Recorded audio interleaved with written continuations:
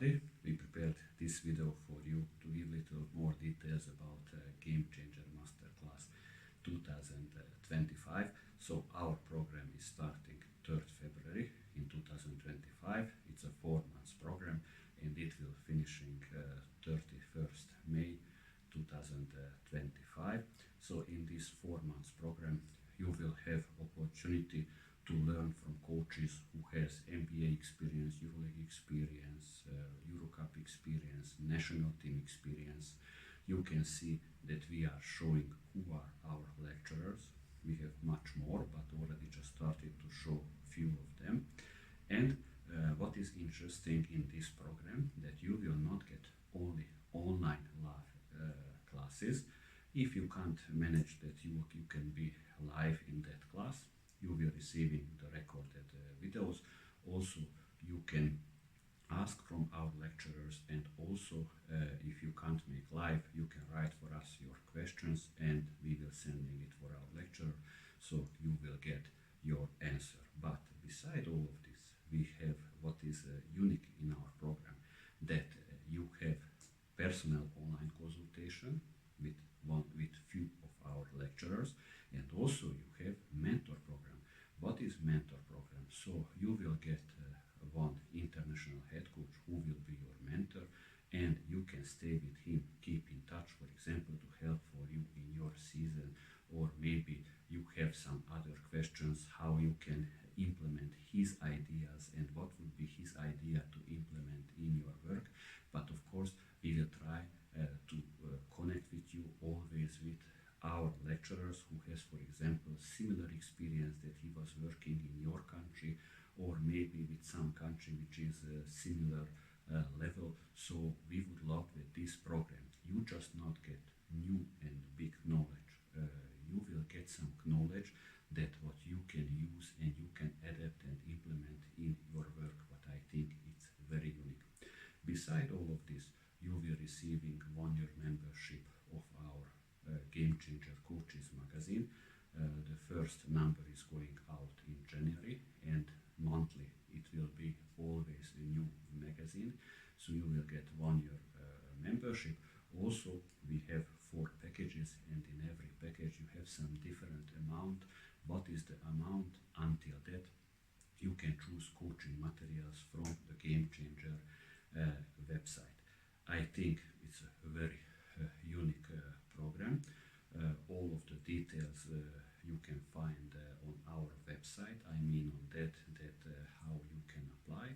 So you can apply that you need to contact us on our official email address, office@basketballmentors.com, and also there is the phone number that you can, for example, on WhatsApp or on Viber to contact, because we need to make a short interview with you, because spots are limited and we would love to select people to have really a good group, and that group to be eager to learn, to get some new knowledge, to learn some new styles, what is today modern in basketball. And also the price we made very affordable, because we would love to have coaches from Europe, from United States of America, from South America, from Asia, Australia, Africa. So we would love really to have a really multicultural group.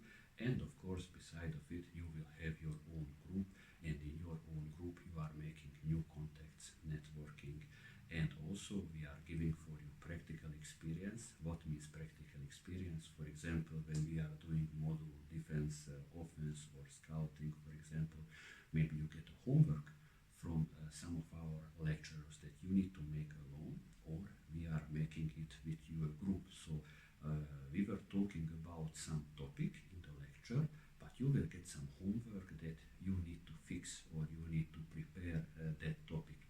This is the way that you are becoming a much better coach, that you are developing, not just listening online classes and maybe you forget after 2 months, or you are saying, this I can't make in my country, in my level, this is not for me. So this is the way that you will get some practical experience. And of course I not said all the details, so all the details you will get when we are making the short interview. So spots limited, so please try as soon as possible to contact us, and we are organizing a short interview for you with our expert team. I am wishing for you Merry Christmas, Happy New Year, and I can't wait that our program is starting on 3rd February. All the best.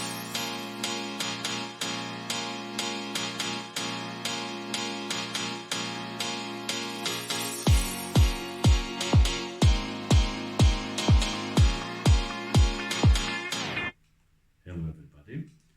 I was choosing for you variable sets for all levels, but because this is a double header of master class, we were trying to make it later with Coach Vladimir Bosnjak also to make it a little shorter for you, not to be so long, because to really get more details about everything you will get in Masterclass 2025, which 4 months program starting at 3rd February in 2025 and finishing it 31st May 2025.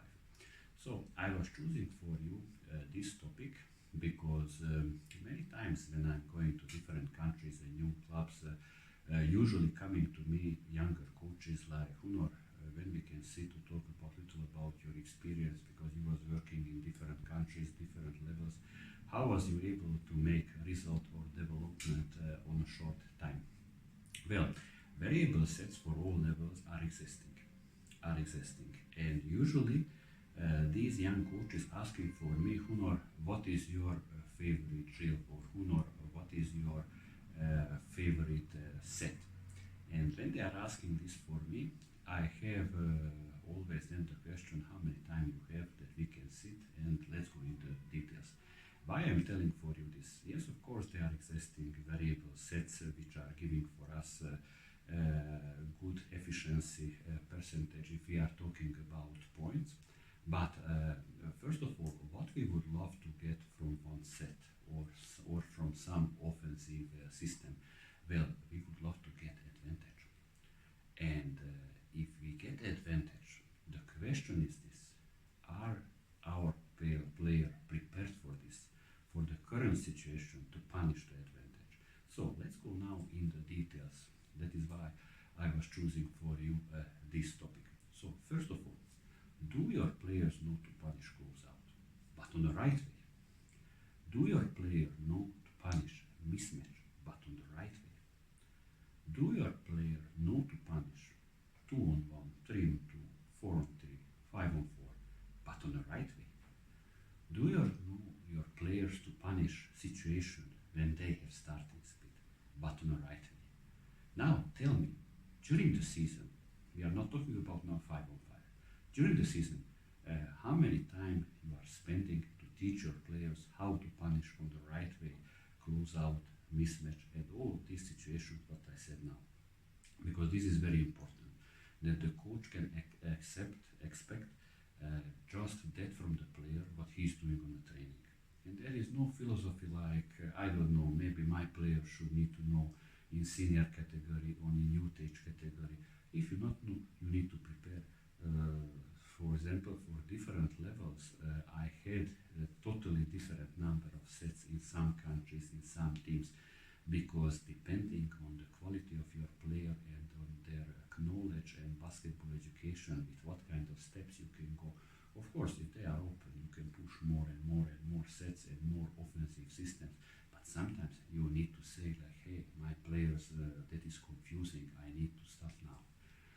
So this is a very important question. How many time you are spending? Do your players they know? So let's say, for example, what you want to get for sets. For example, maybe an open shot. Okay, but I have a question. How many players you have who are real shooters? And my question is, who are the real shooters?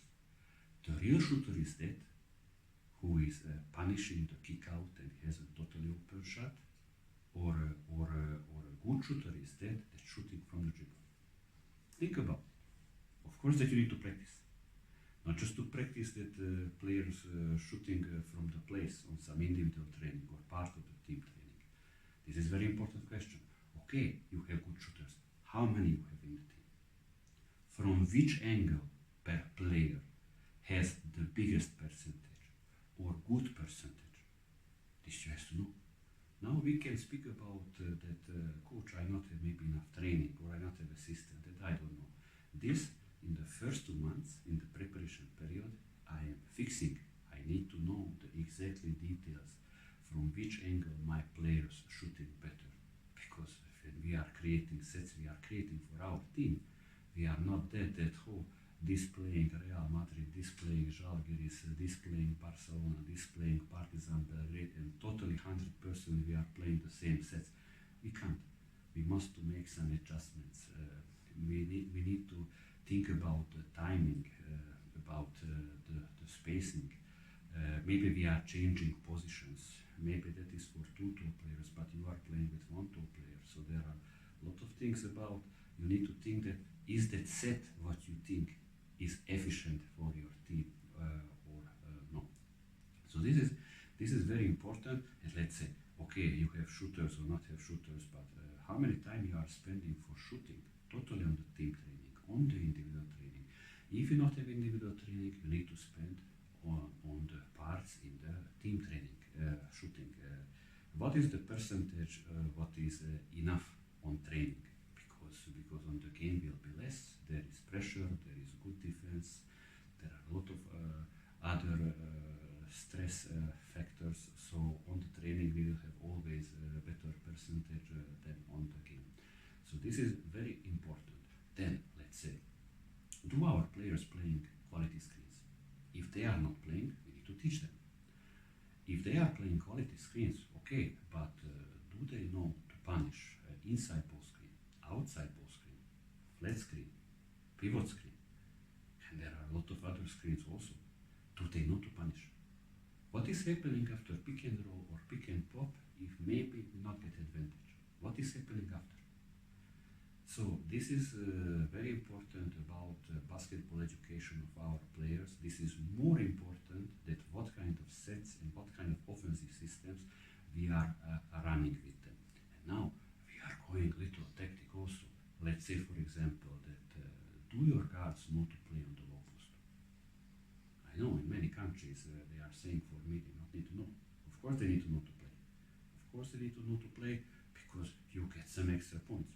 Do your shooting guard know to play on the low post? Do your point guard know to play on the low post, to play against his defender? There are easy points if you are preparing.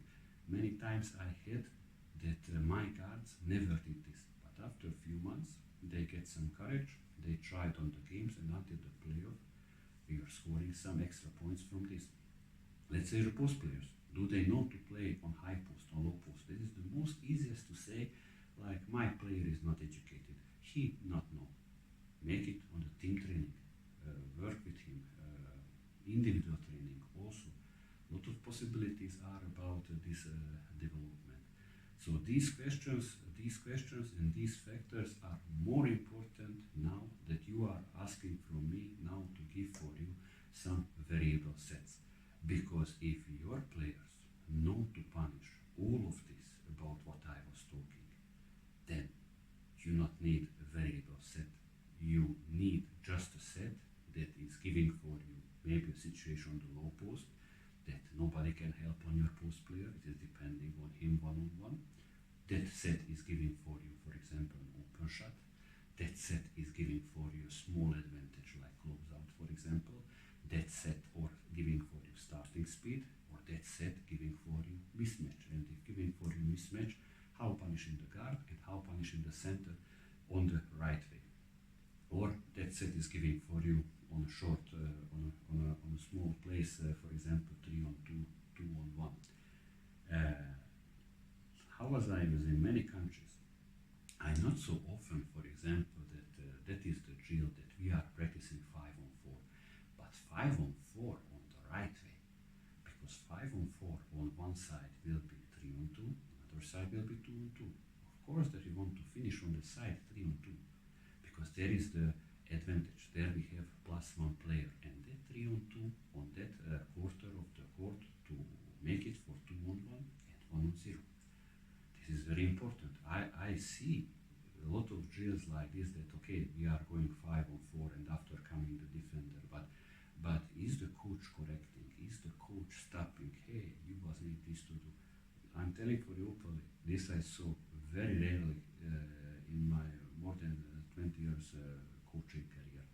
So correction is always important, not just on the training, on the game exactly, on the game exactly. This is the way that week by week, month by month, your players are learning your knowledge and they will implementing in their game. So this is very important.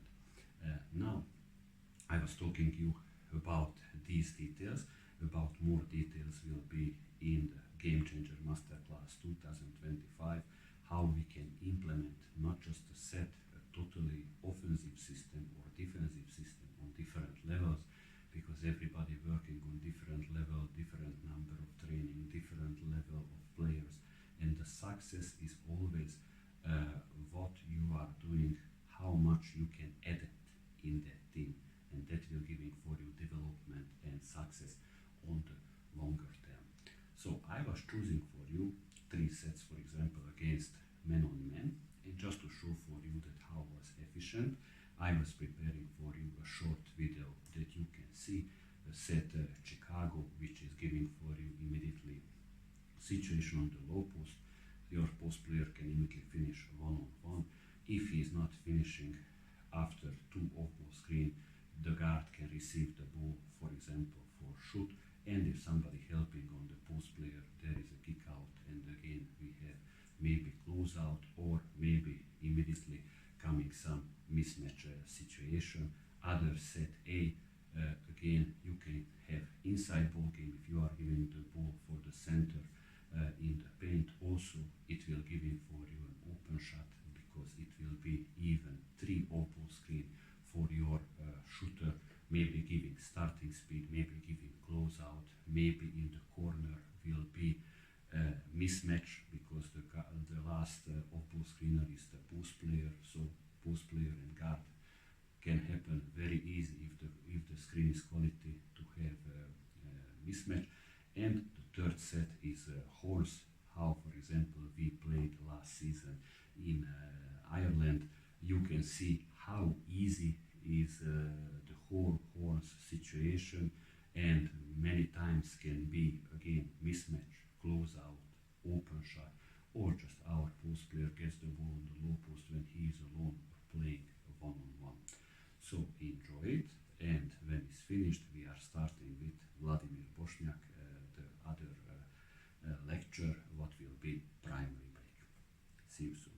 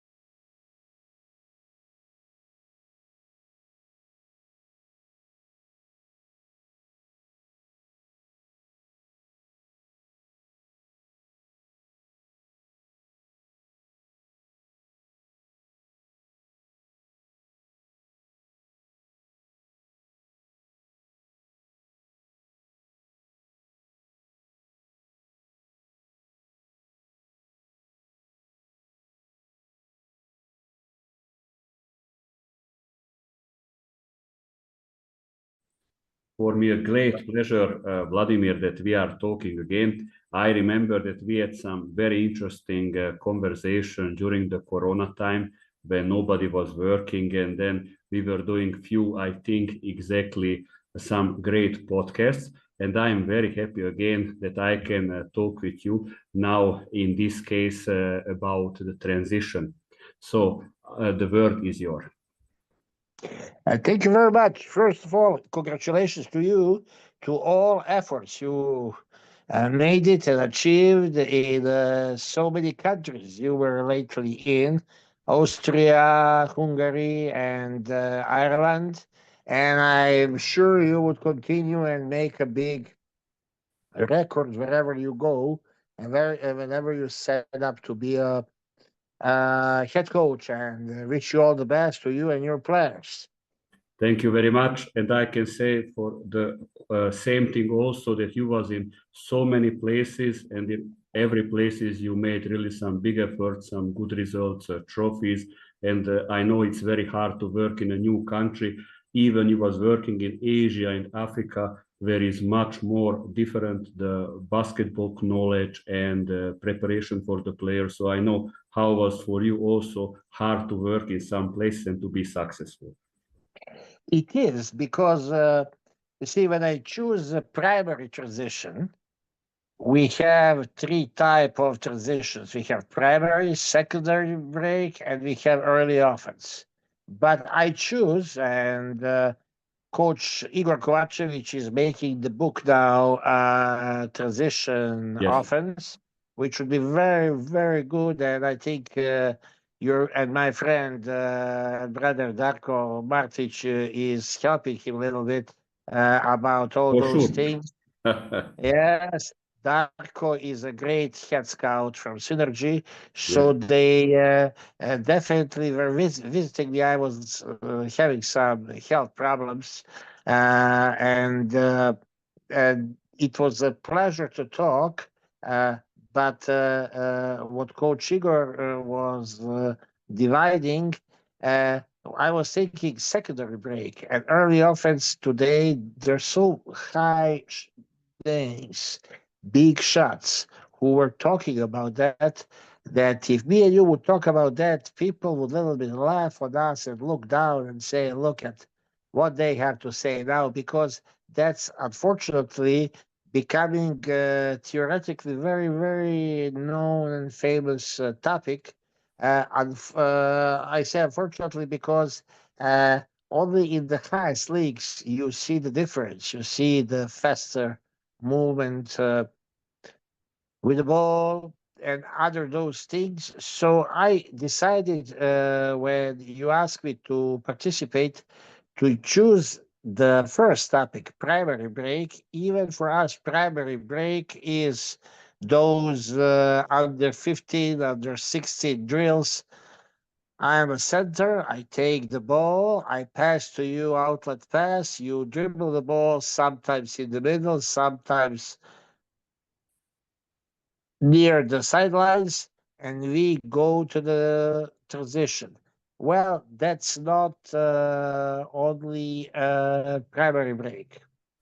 Primary break can be many, many things. And when I was a young coach and player before, they were teaching us that prima da contra, or primary break, is first of all when you with the pass find the open guy, he scores, or when you penetrate, you steal the ball, somebody is chasing you, but with a quick dribbling and good technique, you go around, you go and score, and if somebody doesn't follow you, you shout like a player and coach and say, follow up, because he can miss if tall guy is in front of him. Many players who can score 3-point shots from the central line get scared to shoot a layup against the defense. And they have some responsibility. Psychologically, they cannot handle that. And I was working in areas where our point guards and guards have a problem to score over big man and in a transition. So, what was my point of the emphasis when you talk about this? Uh, that was at that time. Now, primary break is much higher and bigger thing. It's not 3-on-2 only or 2-on-2, 2-on-1, 1-on-0 plus one handicap kind of situations where you stole ball from me and you left me behind, but other guy, Darko, Igor, they're chasing you and now you have to score. No, the problem is this when we talk about primary break, you can play 5-on-5 in a primary break. How? If you didn't set up defensive alignment, which means Yes. you are pushing the ball, I'm defense, and I'm behind you, and you're in front of me to the hoop, I'm defending. There's still -1. Then if there are 2 or 3 guys like me who cannot catch up with you and who cannot get you, they are definitely not in the secondary break defense transition or in early offense. They play primary break defense. And you can score, and that's the points of the primary break. So primary break, we have first, and that's what I need to underline again, Darko Martic synergy guy name. Those scouts divided on the 6 ways to score of the primary break. First way to score is when point guard, and I would talk later at the beginning of every fast break is defense, either way, defense, rebound, uh, turnover by offense, or they score, but you quickly organized transition and push the ball. And now the question is how to push the ball. So, first way to score is point guard gets the ball. Usually, they were teaching us on the free throw extension near to your hoop, where you get the ball by your back squared to the sideline, your face squared to the ball. You push the ball. When I was young, you were at that time a little kid. They were teaching us that ball goes to the middle. You dribble the ball to the middle, so you can pass left and right. Then American coaches found out, and I will talk later about it, that if you go to the middle, over there is the biggest traffic running back to the defense. So, you can lose the ball by penetrating through the many, many, many players who are running back. They can deflect the ball, etc., etc. So, what do?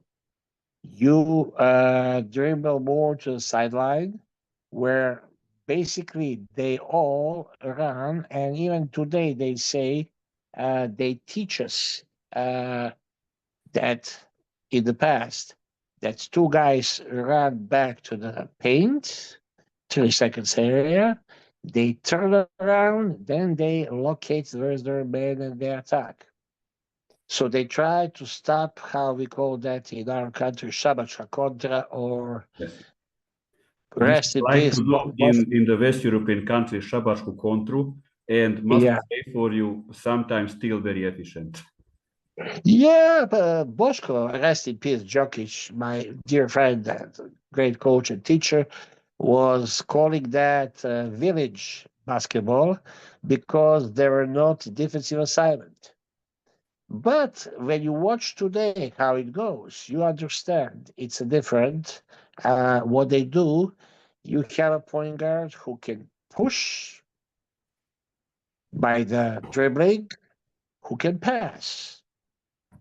And if he push by the dribbling, he can go all the way and score the layup. He can go to the inside area of 3-point slide. and pull the jumper. He can jump on the 3-point line and shoot the 3-point shot and score. And if many people are around him, somehow they catch him and he doesn't feel confident, he usually can pass left and right, either way to the big man in the paint or to the corners where wings are running. And that's first way to score of the point guard. If you watch Kevin Pangos, Lukas Lukavicius, Harper, Marcus Howard, Mike James, and other guys, you see that's the way how they play EuroLeague today. In America, that's already known way of playing. That's the one story. Other story is that you can pass. Now, again, you were very, very, very little when we were doing that. I was a player and later on a coach. That famous drill, 3-on-3, no dribbling, which means you have a ball, I attack you, and you have to find open guy, other two guys who are open, could be 5 or 4, but cannot be used by the dribbling. You have to find it by the pass. And that was good at the time. That was developing the passing skills of the player. But I forgot to say that there is one more way that guards, especially shoulder guards, can score. That's the shot, a fluttering shot. That's very famous lately. We didn't practice that much many years ago, but we took from America that kind of shot, and because I saw there first, I didn't see with Sasha Djordjevic and our guards that they're doing that, they're Petrovic, etc., etc. So when we talk about ways to score, we say point guards can pass, but point guard first like to push the ball if he is fast. If he pass, he can make turnover, or his teammate can make turnover. But if he push the ball and dribble with a full speed, he can get the space, create a better pass, and organize the either way primary break, secondary break. Especially American players who are rookies and coming from the college, we have this starting speed and about what you are talking. Bravo. They just don't want to participate in that way you and me are talking. Now, when we come to the practice, I was talking about that when I was a young player, and after that coach, 3-on-3, no dribbling. That was favorite drill of many coaches. For me I also, think when I Dula was a young Vujošević, player, I remember. yes, yes. Dula Vujošević still, I am sure, in love with that drill, but people don't like that anymore. They like dribbling involved because with a good technique, good push can bring you as far as good pass. But with a good push, you are in position to score. Therefore, today we have many pointers who can score. And you can pass, which is, of course, very important. You cannot just dribble left or right. And if you pass left or right, those guys who are running to the corner are wings, 2 and 3. And I remember Vladimir Kuzmanovic was in Basketball Federation, and he said he was in Lithuanian game, juniors. Slavko Vranic with 7'5" can be in the paint. They catch the ball and they pull the 3-point shot without hesitation and not even looking is big man inside or not. Very simply different way of basketball. We play different than Lithuanians, than Americans, but this is also the way people score, and especially when they're behind. They catch up with you, or if they're in front, they develop the sprite. So that's another story. Okay, so now those senior scouts, they like to say, if you go on the right side, that's a one way. If you go on the left side, that's another way. So there's, if point guard push the ball, there's a three ways.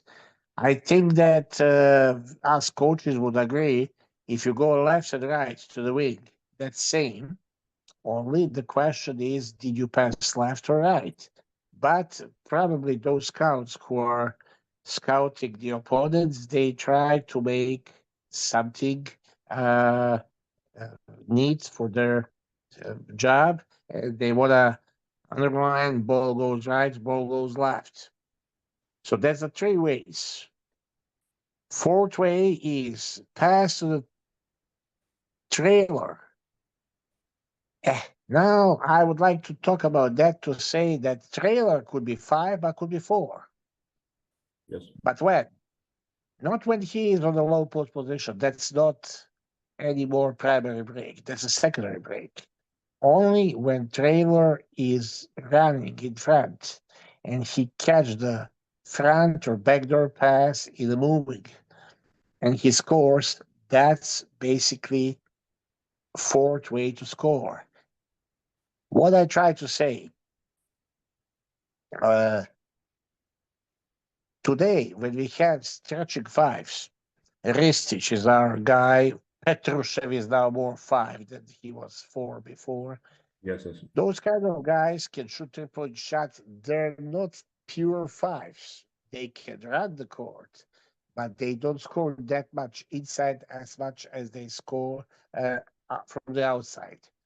Now, four, stretching four, it's a position existing long, long time.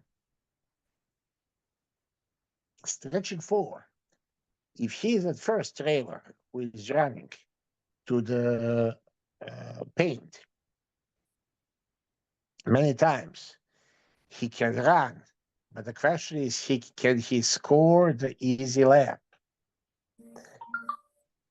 It would be way better that five is in front and four is back for a retreating pass.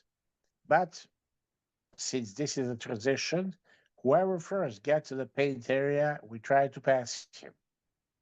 That's the fourth way. Fifth way is that when other trailer, which is now 5 or 4, he is making the cut inside, he gets the pass and he scores. So what is the sixth way, last way?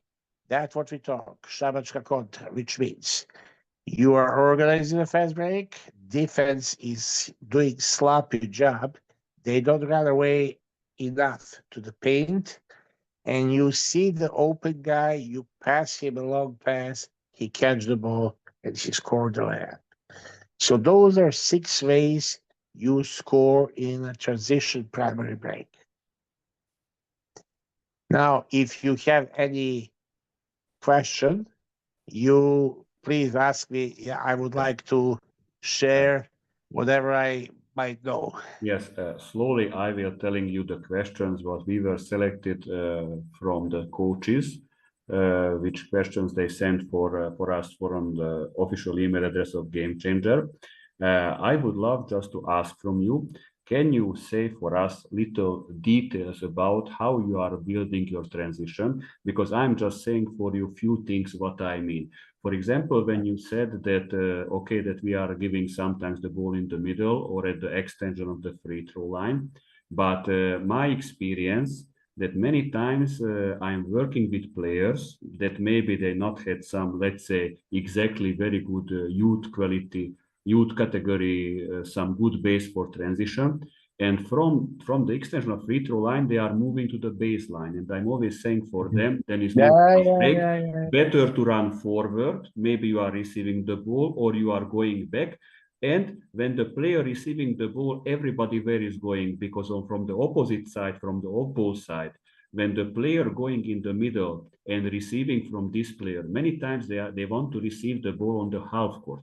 And I'm always saying that it's lost ball. So you should need to receive the ball in the top of the three-pointer line, because then for sure we are bring up. So I mean, can you say for us that kind of details? For example, shortly Of course. how you are building your transition system, bringing up the ball, for example. Of course. We know several things when we talk about that. Players like to go to beat the ball. And if you play some full court defense, traps, zone press, Yes. that's disaster. Now, that's one story. There's another story. Another story is that wherever they get open, guards, point guards, uh, if they get open on a proper distance, and we know in the basketball, even in the setup offense, 3 to 5 meters. 3 meters is the best pass. 5 meters is the longest. After that, that's either a transition or that's a bad pass because defense has a chance to steal the ball. So, what is my basic advisement to the people who are doing uh, this job? Dusan Ivkovic used to talk. He was in Illinois State, and I was assistant coach later on to that guy, James Whitson. He was with Božidar Maljković, Ratko Joksić, Željko Gagić, Sonja Kopirica, and he said, we thought that fast break is a freelance offense, which means if you and me are wings and we run on the left side, run to the left side, who cares? But we found out in America that Americans have the lines where you run. And when you run, you basically are like that you play half-court offense. That is the rule. Point guard has to be capable to get the ball near to the baseline, but not that near to be trapped and to be far away from the entering the ball to the transition. So we also have to know that. You can get open to the even central line, but you also have to know if defense is organized, they can steal the ball. So we have to pay special attention practicing with them where they would get the ball. Now, usually you can press 1, 2, I don't know. But if 5 gets the ball, 4 can catch. Or if 4 gets the ball, 5 can catch the pass. And after that, deliver the ball to the 1, 2, or 3. The alternative would be that we expect from 1, 2, and 3 that they just run forward and we leave 4 and 5 to handle the ball on our side. But when we catch the ball, we have to know what is the next move. Next move is quick pass or quick penetration near the sidelines. Today used to be to the middle. They change it. They change it with a reason. If you go to the middle, you basically, yes, I said, get in jeopardy that defense would steal the ball. If you go to the sidelines, you have chance sooner to transfer the ball to the other end and to score. That's the bottom line. Yes, yes. Great answers. Now, coming one question from Germany, and I think it's very much fitting you because you are one of the few coaches in the world who was working in Europe, Africa, Asia as a national team head coach, also on a high level, club level, and you made some very good successes. And much different of the way of the work is in Europe and Asia and Africa. And this is the question that in these 3 continents, plus he was working in the United States for the Milwaukee Bucks also as a member of the coaching statistician, yes. but member of the coaching staff that we must to say. So the question is that all in these continents, what is your experience?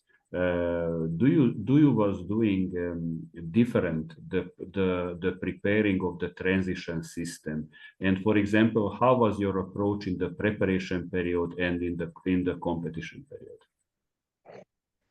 Okay, first of all, the most favorite drills for all coaches are transition drills because in transition drills you do also conditioning, you do technique in a full speed, you score, you have slam dunks, you have competition, and that's the most important. I told you, Yes, yes. I stole from We are Coach Igor showing. diagrams and I sent you, and you see those routes and roads we have to do in a prep season, all those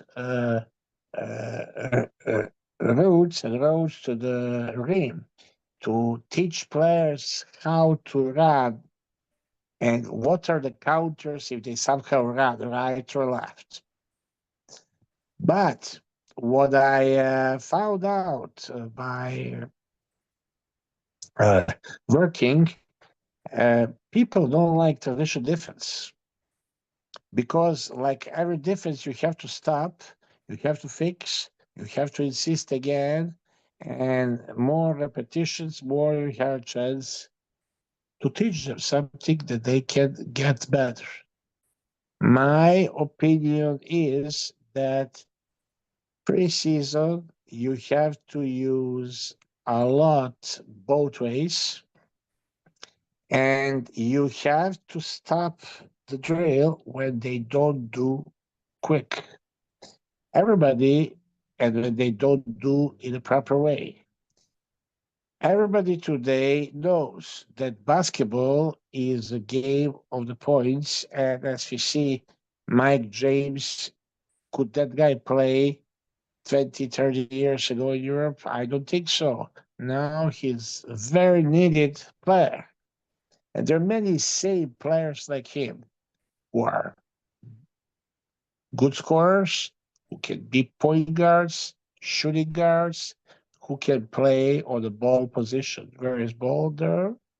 On that position. We need to do corrections and fix that in a time of preparations.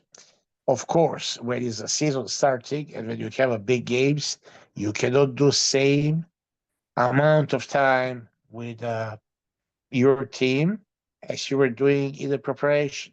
But don't forget also this: whatever you do with them, however you teach them to do, left or right, the most important thing is they have to remember how much, I don't know. Good player doesn't always have to remember. He'll figure out, he'll find a way to score. Mediocres, and all of us have chance to work with the mediocres more than with the best players.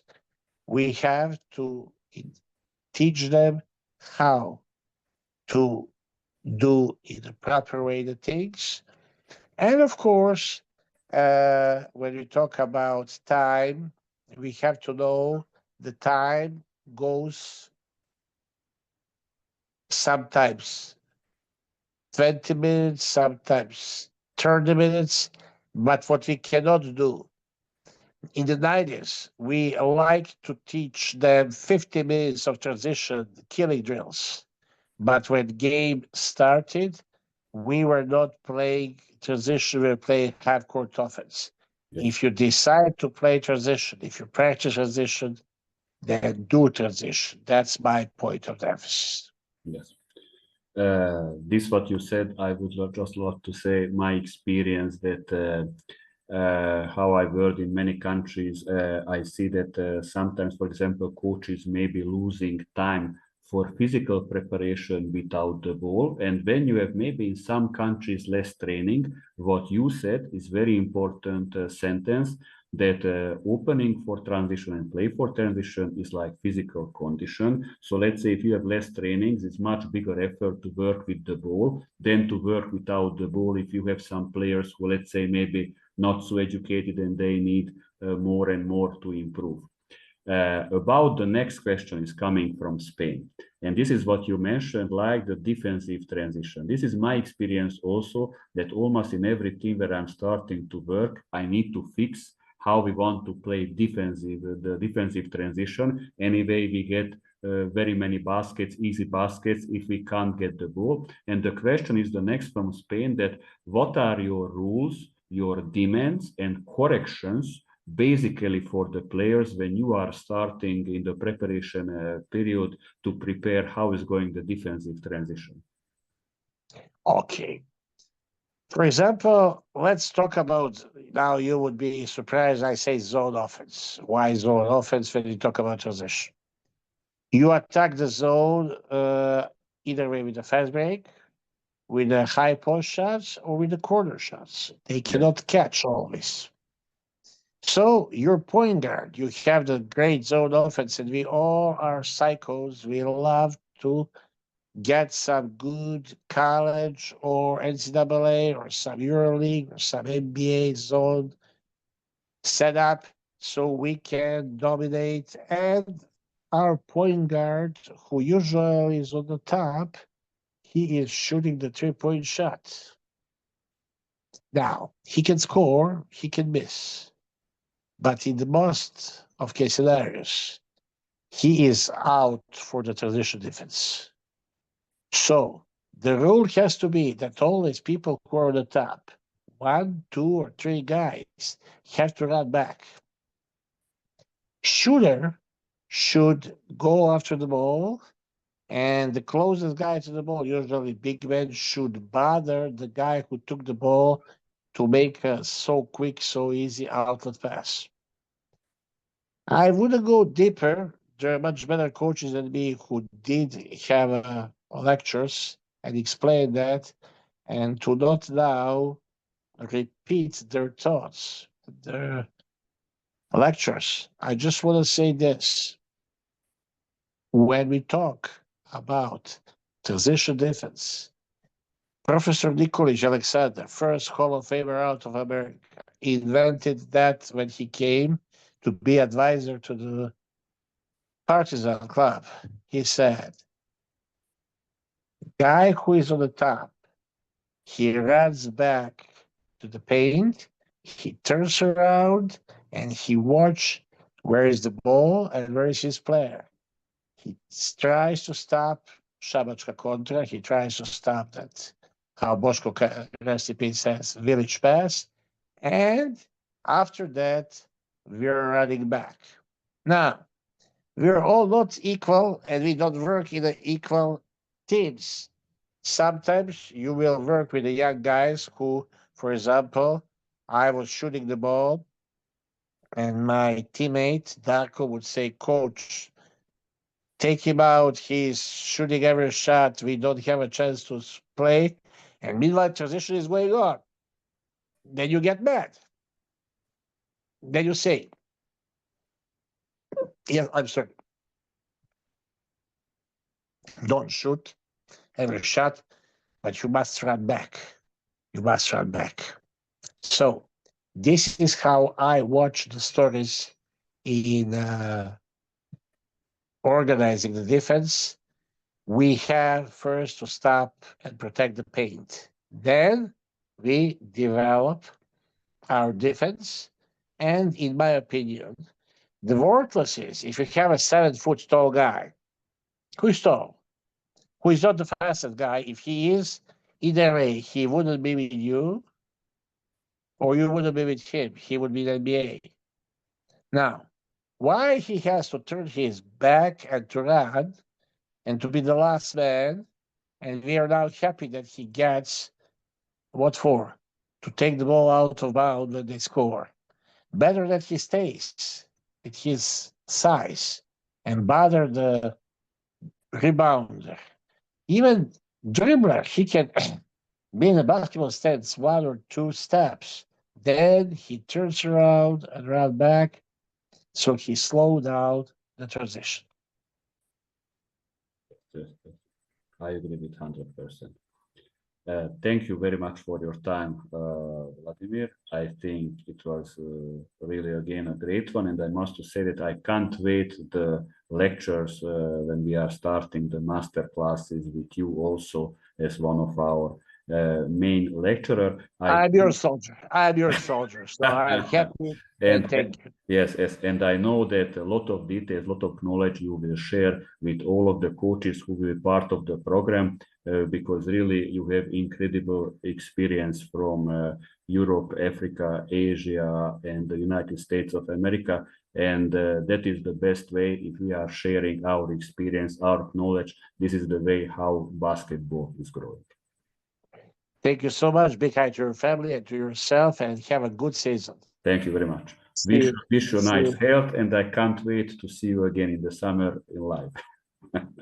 As soon as it's possible. Thank you. Bye. Thank you.